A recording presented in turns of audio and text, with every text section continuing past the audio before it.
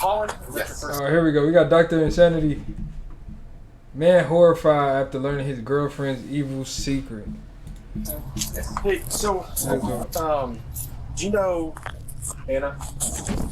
Last name is Wilson. Oh, yes, I do.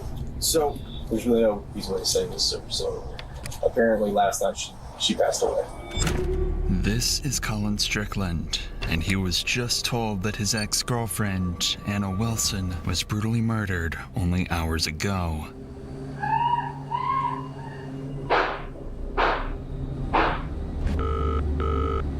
Austin 911, what's your emergency? My friend is staying with me, and I just walked in, and she's laying on the bathroom floor, and there's blood everywhere. Austin, please!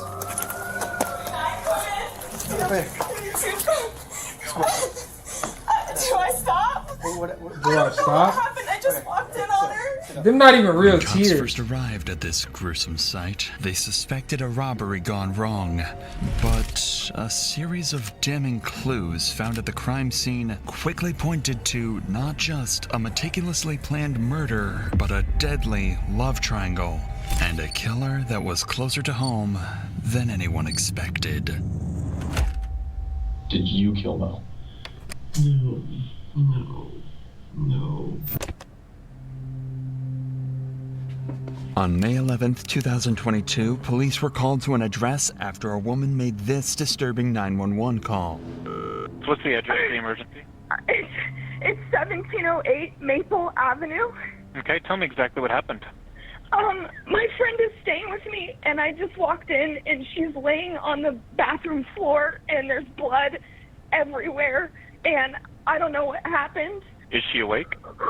She's not awake. There's blood all over her face and all on the back of her head. Is she breathing? No, she's not breathing. I've got the paramedics on the way to help you. Stay on the line, Caitlin. That caller was Caitlin Cash, and she'd arrived home to find her friend Mariah Wait, did Wilson Caitlin do it? clinging to life after being shot. Austin, please!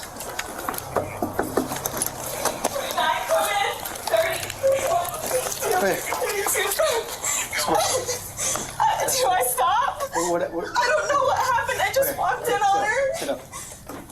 Okay. I ain't gonna lie, that gotta be devastating to see your friend like this. I done seen her a few times.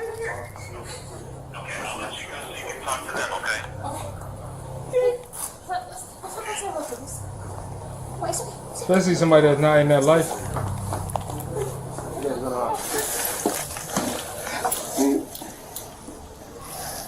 Yeah, I had so. Nobody heard any shots? We don't know how long she's been down? No. And that's it. Pretty close to it. Yeah, oh, we got CSF in there. After a Damn, CSF, the shit that leak out the head, basically when you pass away. Assessing the situation, Oh, Aaron, appreciate the officers roll, appreciate noticed the corn. cerebrospinal Appreciate that, fluid, brother. or CSF for short, oozing onto the floor. This fluid surrounds the brain, meaning the bullets had actually pierced her skull and killed her instantly. Yeah. This meant there was no saving her, no matter what anyone did. But officers could still bring her killer to justice, which is why they need answers right now. Answers that only Cash can give, as she is the only witness that officers currently have. Do you know if he's talking to anyone or any friends? I know you say you don't live here. Yeah, I knew she was with her friend Colin. Colin? Yeah. Colin's last name? Colin Strickland. Colin Strickland? Strickland, yeah. Yeah. They went swimming. Okay. Did you see a gun or anything like that when you were in? A bullet piece. Colin?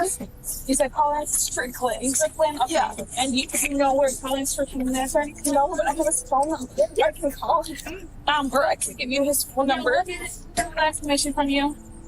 You said, so she went swimming with Colin They Strickland? instantly go pointing at the dude though. I left to go have dinner with my friends, and then I came back.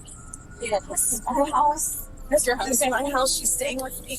Right now, police are a bit disoriented as to what exactly went down just hours earlier, but they would soon run into some evidence that would change everything. Worth noting is that situations like these can be extremely traumatizing for those involved, but that's also the case for people watching these types of videos. Just always on my end is that these needs that you can Dr. Insanity back to the video. When is the last time you spoke with her? When I left here at 5:30. Are you guys friends? You and him are friends, or I mean, like acquaintances? Well, no. What car he drives? Is a cyclist. A cyclist? Yeah. Does he live in this area? He lives in South Austin. Does she have like a license or wallet up there at all? You know? I mean, she should. Yeah. She said she's from San Francisco. Well, she's from Vermont, but she's living in San Francisco. So she came to visit you? Yeah. Okay. Yeah, I mean, she's here for a bike race this weekend.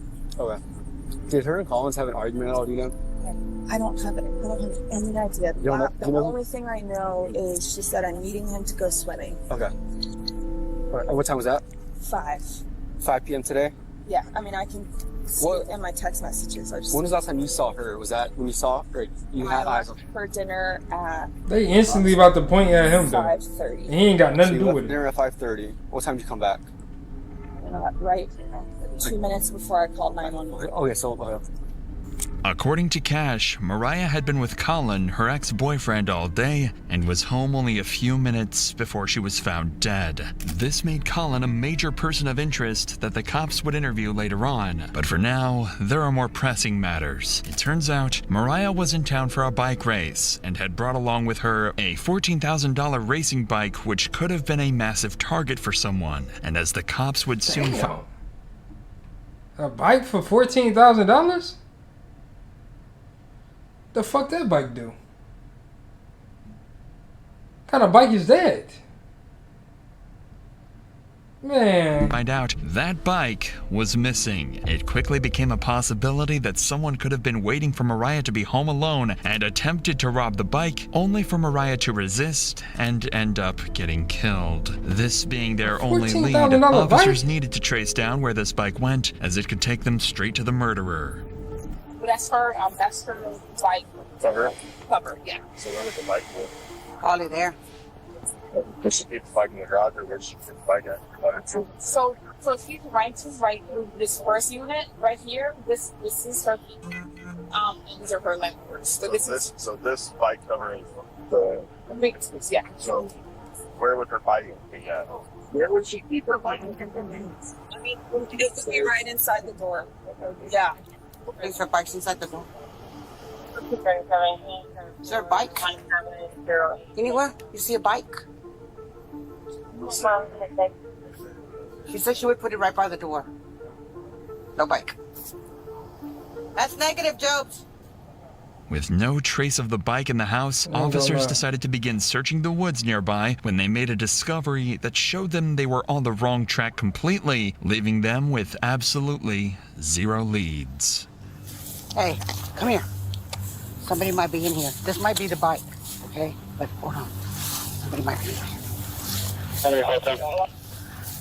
Henry, hang on. Okay. All right. Over there. At 432, I located the bike. Since the bike was dumped nearby, officers suspected that this was placed as a red herring for them to chase. Officers are being tricked, and if the killer is smart enough to trick officers, they're also smart enough to begin covering up their tracks. This is why the officers swiftly moved to gather evidence from the scene, the most important of which are the shell casings from the bullets used. There's one right there. You said right there. Where? There's one right there. Okay. Those bullet shells will help cops identify the gun used. Now they just had to find that gun, and the shooter, who officers initially believed could have been Cash. It is for this reason that officers bring Cash back to the police station in order to conduct a crucial test to confirm whether she's innocent or not. So, let me tell you this up front. By no means in the world do I think that you did any of this, okay? But so what they're gonna do, we're just going to have them swab your hands for gunshot residue. Okay.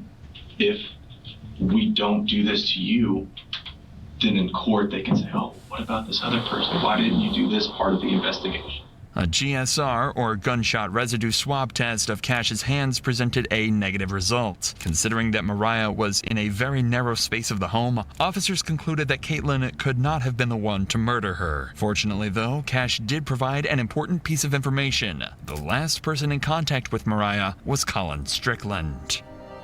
Digging deeper into this, cops discovered that the two were having drinks at a nearby cafe and have never suspected that this would be the last time that they saw each other. This is why Colin was an important lead who could give officers valuable insight about the events leading up to the murder. But before police went in to interview Colin, they noticed some houses in the neighborhood had CCTV cameras installed, which could possibly help reveal the killer's identity. When investigators watched the footage back, they found something very interesting.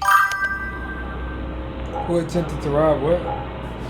But they said that they thought it was an attempted robbery at first because she got a $14,000 bike, but it wasn't no robbery. CCTV footage so revealed I don't know this what it black was. Jeep driving directly towards Cash's home where Mariah was staying that night. The moment it arrived, Ring cameras caught this gut-wrenching audio.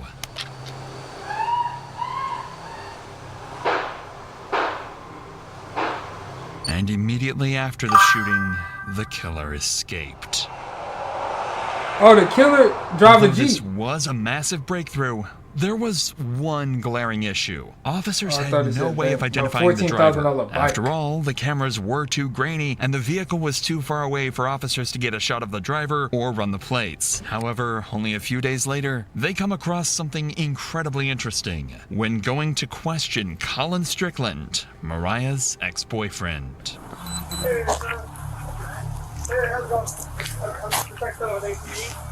This is the same black Jeep that officers saw on cameras parked right outside Colin's home. Wait, what? Hey, so Colin? Yes. Hey, so do you know Anna? Mo. Anna Mo. Yeah. Everybody calls her Mo. Last name is Wilson. Rider, she's a gravel rider. Yes, I do. Okay, so there's really no easy way to say this. So apparently, last night she passed away.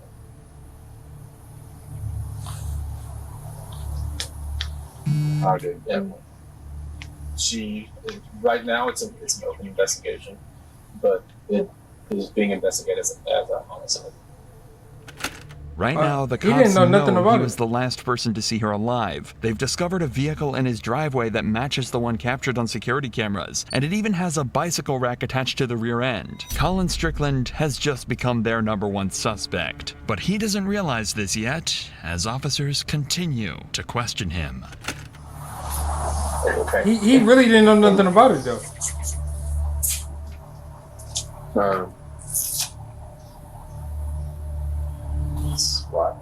Do you happen to have her mom's address by any chance? I know that she lives in Vermont. I have an address for her brother, but we're just trying to send someone to her mom's address instead of us actually calling her over the phone. I didn't know. I don't have an address for her mother. We went to Eddie yesterday afternoon, and then give her and I dropped her at her the apartment she's been staying at. Yeah. Right after about 6:30. Yeah. The cop intentionally avoided telling Colin how Mariah died, as they do with any suspect in a murder case, but they notice his body language is concerning, as he is barely able to look them in the eye. He's just a content creator that react to stuff like me, for real. This could either be because of pure shock, as the He's two more had in the spent the music previous side day of this together, shit. or in the worst case scenario, he's afraid to look them in the eyes because he had something to do with the murder. So to uncover these secrets, police started looking into Colin's life and his history with Mariah.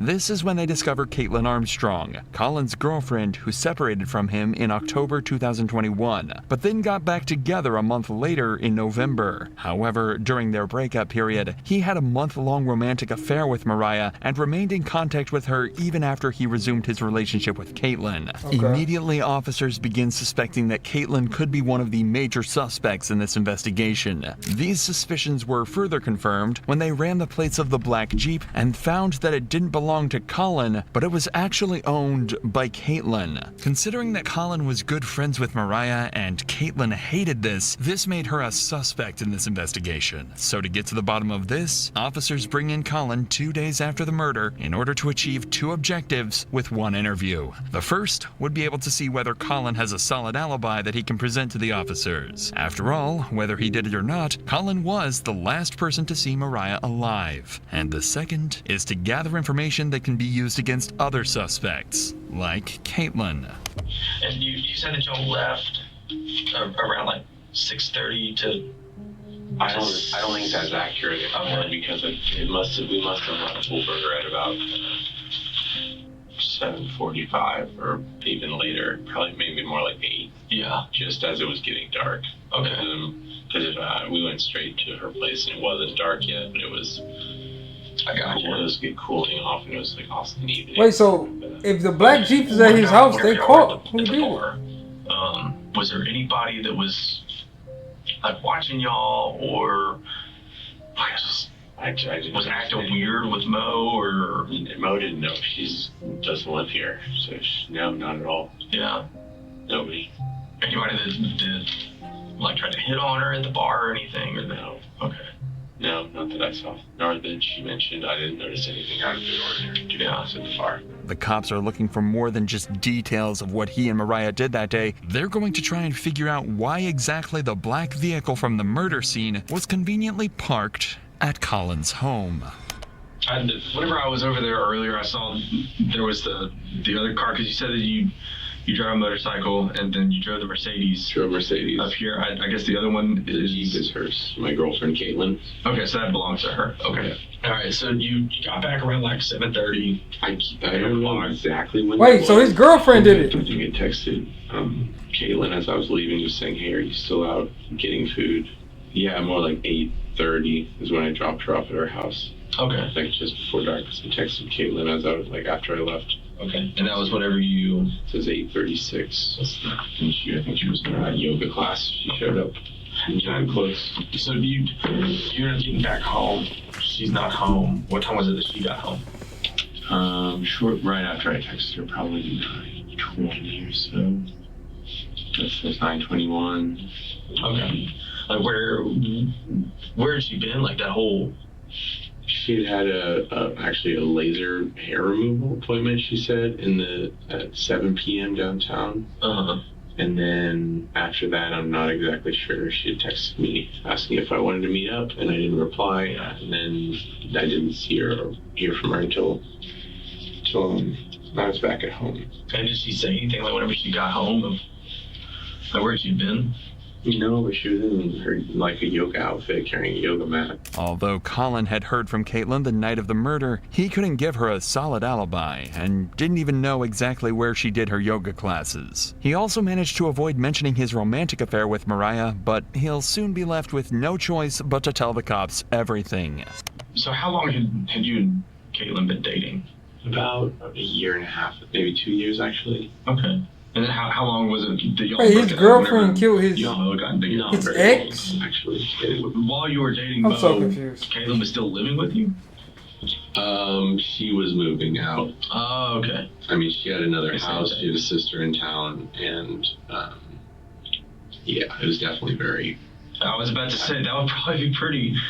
It definitely was awkward. It was kind of almost like something I felt like I.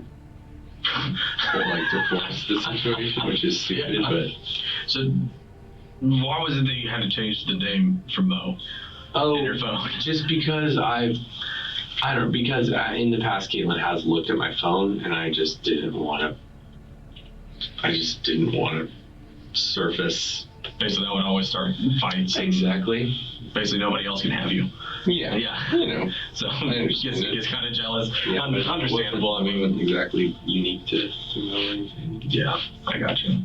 After listening to Colin, officers achieved what they set out to do. First, they cleared Colin, who had texts and times to back up his alibi. Secondly, they managed to gather information about Caitlin, whose entire story is shady. That means that out of the 3 suspects that officers have, Colin, Cash, and Caitlin, only Caitlin's movements are entirely unaccounted for. This is why cops were now more suspicious of her than ever, but had no irrefutable evidence to arrest Caitlin. At least, not until the cops searched the police database and hit the jackpot. Caitlin Armstrong had a warrant on her head for a minor infraction. It was all they needed to bring her in and then use it as an excuse to question her about Mariah. If she's smart, she'd ask for a I'm lawyer. Detective Connor, and so my partner is actually talking to Colin right now. So I wanted to come in here and start chatting with you and everything, so you don't have to wait super long. So it sounds like you may have some information, may have witnessed something, so I just wanted to chat with you about some stuff. But you're here for a warrant right now, I guess. Are you familiar with what you have going on with that? No idea. Okay, so I guess it was like a theft of service warrant, something kind of minor. Nothing. Okay. So that's why you're here. You've got a theft of service warrant. That's why you got picked up today and everything. So I was just letting you know on that part. Observe how the detective maintains an almost nonchalant demeanor, despite the gravity of the situation. This is deliberately done to create a sense of security for Caitlin, ensuring she remains unaware that she is under any suspicion by the police. Despite this, Caitlin appears noticeably tense and uneasy. Can you tell me what it was that was the theft of service? I can look. I'm not sure what it is at this point, but I can look that up later and get you a little bit more information on that for sure. But because you are here and because you were under arrest for that portion of it, we always have to read Miranda and stuff because I want to talk to you about some other stuff that's unrelated to that. The officer has ignored Caitlin's questions about her warrant because She she better is ask more my lawyer. focused on digging up information about Mariah's murder, a tactic that becomes dangerous as Caitlin begins to raise concerns about her legal counsel. If I have an existing warrant and you don't know what it's about, do I need an attorney here? So the warrant is just a Class B, just theft of service type thing. The reason I'm here is because your name came up during a conversation with Colin. I think there's a lot more information that you have that can kind of explain some of the stuff he's saying. But to be able to do that, I have to read you your rights, just so that you know and you're protected and things like that, okay? Okay, and so if you're reading me my rights, then I should That's because of the warrant, because you're under arrest for the warrant. So you're technically in custody because of that warrant. So they're 2 separate things. Does that make sense? I think so, but I have never heard. Even though they have Caitlin exactly where they want kinda her, smart. one tiny kinda mistake smart. is about to allow someone cops suspect to be a killer to walk away scot-free. Well, good news. So that's what they were just knocking on the door is apparently that warrant, the date of birth was wrong. So it had your name, but the date of birth is wrong. So it's to a different person. So that's not, you're not under arrest, okay? So you're free to leave. I know, it's a little crazy. Free to leave. Get up and leave. Although the cop tries to make a joke of this situation, Caitlin now knows that she can leave whenever she wishes. After all, cops have no legal ground to hold her any longer. This is why it's down to this cop to try and convince her that talking is the right thing to do. But I would really like to talk to you and clear some stuff up because Colin did bring your name up, and I think there's a lot more information that you have that can kind of clear some stuff up. Does that make sense? It makes sense. I feel like I should have an attorney present. So that's totally your choice. So at this point, you are free to leave at any point. So this is going to be consensual at this point because you're not under arrest, okay? To make matters worse, Caitlin has just requested an attorney. Legally, the detective is now bound to cease any and all questioning related to Mariah's murder. But she's about to thread a very dangerous line of breaking the law in order to get any information out of Caitlin.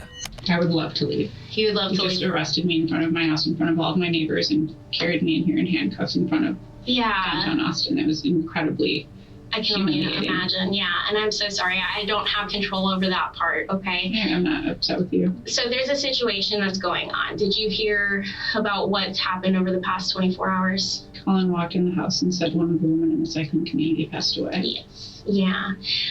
While Colin was talking to us, your name came up. And so that's where I would really like to talk to you, because it sounds like there were some issues between you and this girl, and I think that there's probably a lot more to it that you could help explain. Okay, I'm not sure exactly what you mean or what information you'd like. So it sounds like maybe he went out with this girl the other day, and maybe it sounds like from what he's saying that you were a little upset about it. And so that's why I kind of wanted to get your side of it, because that's not fair if he's just saying one thing and trying to go down a route. First of all, she's I want to lying. make sure that's not the case. She's lying. That is not accurate. Yeah, and that's why I wanted to chat with you, because it's a guy. He's going to say stuff. And so we want to make sure that we get both sides of the story and everything and clear it up. So what were you doing yesterday? I would like to leave, I think. You'd like to leave? Yeah. Okay. But understand, if you do, then we only have one side of the story to go on. Mm-hmm. And from what we're hearing from Colin, it's one side, and Well, I just am uncertain as to even what you mean or what he could have said, because I didn't have any idea Exactly, that he saw or went out with this girl. Okay, yeah. Recently. Has he been talking to her on the side? Leave. I don't actually know, and I would like to leave. Okay. At this point, getting Caitlin to talk willingly seems like a lost cause. She knows she can walk out of the station and nobody can stop her. So the detective decides to drop their bombshell evidence in the hope she might crack. And your vehicle was seen next to her house, and we needed to talk about that, okay?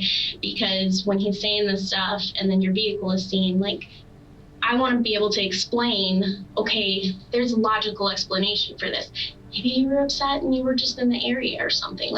I don't know, because I don't have your story. When I can't explain that and all I see is that your vehicle's over there, that kind of makes it look not too good, right? Okay. And then when we're talking to Colin and we're hearing yeah, there was some jealousy stuff going on, that doesn't sound very good. And so that's why I really want to get your side of the story, Just because maybe there's leave. a lot more going on. I would like to leave if I'm free to leave. Okay. Unfortunately, there was nothing that officers could do to stop Caitlin from walking out. At this point, they were incredibly suspicious of her, as her behavior throughout the interrogation meant that she was hiding something. But if officers couldn't find out what this was from Caitlin, they'd do it from the one person who knew her best, Colin Strickland, who was called in a second time for an interview in hopes of uncovering Don't more snitch on information your about girlfriend, Caitlin. bro. However, there is one problem. This time, Colin brought his lawyer with him, and questioning him is about to become exponentially harder. How was Caitlin during that time? I guess my understanding, she wasn't too happy whenever she saw Mo. Caitlin we were, after Mo was in Austin for a week, and Mo and I had broken up with Caitlin before Mo came to town. Mm-hmm. And then I actually did not know that she was coming to Austin in October. I had no idea. We hadn't discussed that, and I don't think so, because it felt like a surprise. And then she was here, and I just said, "Oh, let's hang out." So I was mentally ready to kind of move on. And I know after Mo left town after a week, Caitlin's things were still at my house. We were sleeping in separate rooms, and effectively, Caitlin was on Bumble. I know she had made several dates with people, and I don't know. I never asked what they were. I don't know what Bumble. What Bumble? Evolving a relationship, but I know that she had several men that she was dating of sorts, and I was fine with it. I mean, that was kind of the understanding, of course. Mm-hmm. So, yeah, it just seems very weird to me that there would be any dwelling on fixating on a person when she was moving on to other relationships, at that time. From what Colin says, the two clearly had a troubled relationship, especially considering the facts that both Colin and Caitlin rebounded while on break. This is why officers need to dig deeper into what Caitlin acted like both during and after this time to determine if she showed obsessive traits in her personality. It's just kind of going back to, you know, me just trying to figure out, like, just kind of how she is, her personality and stuff. I mean, if you were to ask me about, like, hey, how was your wife? Well, yeah, you know, I'm going to tell you, yeah, she's always happy. But does she get mad? Yes, everybody gets mad. That's natural. You know, I'm not going to blow that out of proportion. Do I think that my wife could go and kill somebody? No. There's no way in the world. Do I think my wife would hit somebody? No. Now, if you ask me that about my 6-year-old son, yeah, it wouldn't surprise me if he wouldn't punch somebody at all. I think Caitlin would hit somebody. No, I honestly don't, because it would be too. I don't know. Do I think Caitlin could kill somebody? No, I don't. If Caitlin had been planning to murder Mariah, Colin was about to make it clear he suspected nothing all along. I said, I think y'all need to stop talking to each other. You need to separate yourselves from each other while the fact finding is going on. I just don't think it would be helpful. Of course. And so I don't think there's been very much. There's definitely not been any being together. Since she left and I left Friday midday, eventually to get a new SIM card for my phone, which I assumed was okay. Yeah. Had the same number. You're allowed to have a Yes, right. yes. And then saw Claire. Since then, I haven't spoken with Caitlin or seen her. And so the two detectives came by my house yesterday, looked at that, asking if she was there, if I had seen where she was. And my father had contacted her yesterday morning. He had gotten in touch with her. I gave him the number that Caitlin had given our mutual attorney. Has she ever mentioned in the past of wanting to hurt Mo? No, she's never mentioned wanting to physically hurt. Okay. Do you think that she is capable? If I thought she was physically capable of hurting another human, I would have extricated myself immediately from that situation. Not only not so much for my own personal safety, but my concern for another human. So what's that answer? The answer is no. Okay. I don't believe in any way she's capable of that. Okay. The gun range that she visited with her sister, do you know where that gun range is? I think it was South I-35. I told them to go to the Reds, which is now something else, which is the one I drove past on my way to school for. No, don't say no. 44,000. Wait, what? What kind of? Oh. Okay. 12 years at the Waldorf school, but they went to another one because a mutual friend had been there. You bought the guns, right? I bought the guns, yes. When was that? I think early December. Okay. There's a receipt with them. I'm sure you could look at the receipt. In an ironic twist, Colin had bought Caitlin a gun for self-defense, but after police conducted a firearm examination, it just so happened that the bullets it used were the same caliber that were found near Mariah's body. So far, the cops had evidence of Caitlin's car at the scene, they knew about her obsessive behavior, and they knew she owned the same model of gun that was used to kill Mariah. But while they searched for her whereabouts, the investigation continued to uncover crucial and damning evidence that not only heavily suggested Caitlin was responsible for Mariah's death, but also cleared Colin of any wrongdoing. The cops gathered all cell phone data and compared it to the surveillance footage, allowing them to map the movements of Mariah, Colin, and Caitlin on the night of May 11th, 2022. Colin and Mariah were at Poolburger after their swim and were there around 7 p.m. When they left, they headed to Maple Avenue, but didn't realize that Caitlin was stalking them and was driving in the same direction. Caitlin thought that turning off her cell phone would cover her tracks, but the surveillance footage caught her, and what it shows is a black Jeep eerily similar to Caitlin's closing in on the house where Mariah was killed. As Colin dropped Mariah off at the Maple Avenue address, both were completely unaware that Caitlin was secretly stalking them only yards away. The same black Jeep had driven down the back alley of Maple Avenue and was slowly heading toward Mariah's address. She was following him the whole Moments after night. Colin left, a neighbor's doorbell camera captured audio of Mariah screaming for her life before she was murdered.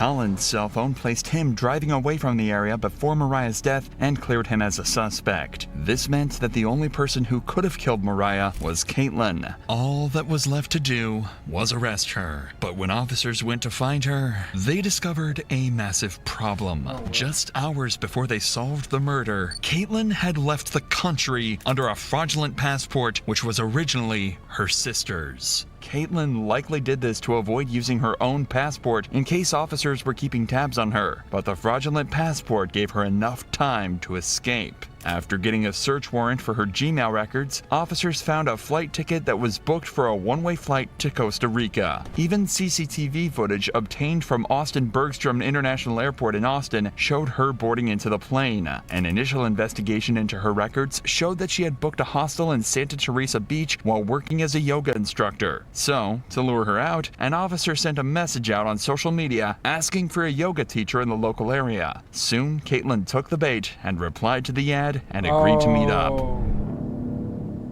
But in the month that she'd been on the run, she'd taken some extreme measures in order to conceal her identity. Caitlin had undergone several surgical operations to alter her appearance, but there was no fooling the arresting officer, who recognized Caitlin from her eyes. She was arrested and flown back to the United States, where she was charged with attempted murder. However, that wasn't the end of it, because in October 2023, Caitlin tried to escape again by taking advantage of a doctor's appointment outside of jail. She can be seen here fleeing from the cops after she jumped from a bathroom window. Shorty was crazy. This time, she was caught almost instantly. If the several attempts to escape justice and falsifying of documents weren't enough to convince a jury Caitlin was guilty, then the surveillance footage and the testimony of Colin Strickland, and most importantly, the ballistic analysis that matched the gun to the shell casings found at the scene of the crime certainly were enough to convince them. Consequently, a year and a half later, on November 16, 2023, Caitlin was found guilty of first-degree murder, and she was sentenced to 90 years in prison for the cold-blooded murder of Mariah Wilson. She cooked.